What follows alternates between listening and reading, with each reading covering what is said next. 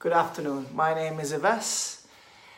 In the previous videos, I spoke about the first part of the B1 level English speaking exam, which was a brief interview. I gave you 20 questions for you to practice with. And today I'm going to follow up with the second part. The second part is a conversation. It's a dialogue between you and the other candidate, where you have to discuss, give reasons and opinions about a certain topic. There are many different situations. Today I have here an example, so you can practice with. This would be a situation where you have to speak with the other partner. The examiner reads this to you, reads the situation. You do not see the text, you only listen to it. And here you have an MP3 player, a microwave, a lamp, a camera, a CD player, and a mobile phone. I'm going to read the situation to you as they would do in the exam. It says, I'm going to describe a situation to you. A friend is going away to study in another town. She will be living on her own in a student flat. She has some money to spend on one piece of electrical equipment, but she doesn't know what to buy. Talk together about the different things she can buy and then say which will be best. So, she has some money to spend on one piece of electrical equipment.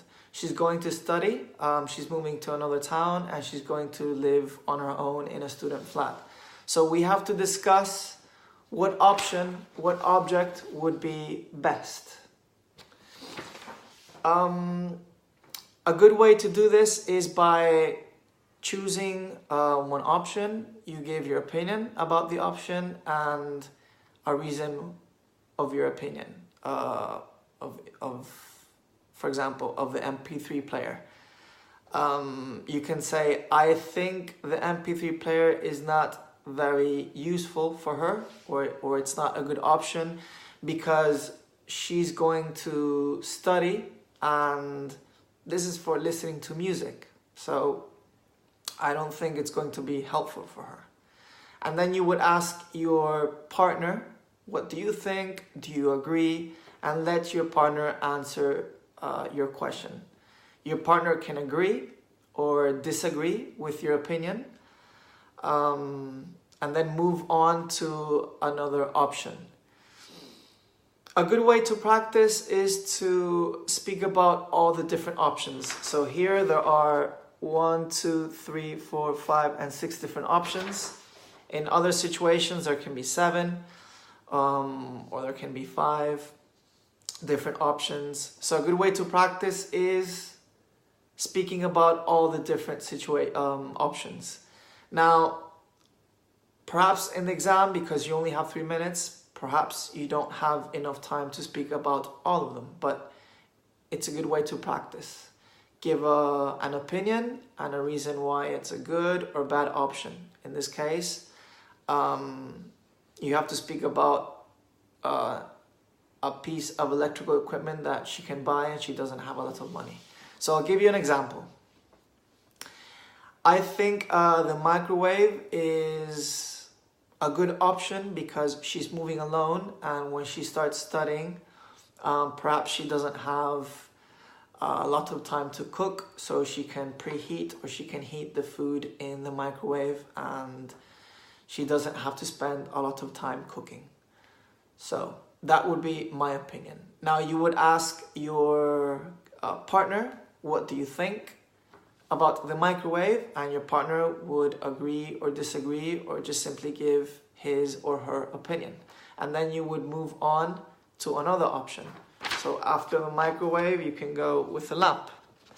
And you would say, well, the lamp I think is a good option too, because in order for her to study in a room, perhaps at night, she needs extra light and she can use a lamp to study and read her notes better. What do you think? Do you agree? Do you disagree? And then your partner would give his or her opinion too. And then you speak about the different options. And at the end, you should reach an agreement. That means that after speaking about the different options, you should try to agree with your partner in which piece of electrical equipment would be best for the student. At the end, once you've spoken about the different options, perhaps you have time in the exam to speak about 3 options, 4 options, not the total 6. But whatever options you speak about, at the end, you should try to reach an agreement with your partner. Try to agree that, for example, the mobile phone is the best option for both. Okay? So that's my advice for the second part of the speaking.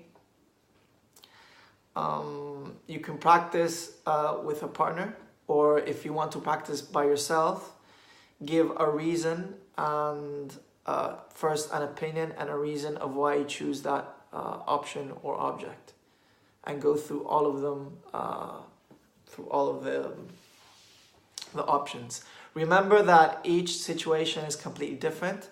You have to pay attention to the introduction of the situation, what the examiner says. You should be able to understand or try to understand what the examiner is asking you, so you can speak about the activity correctly. So that's my help for today. Thank you.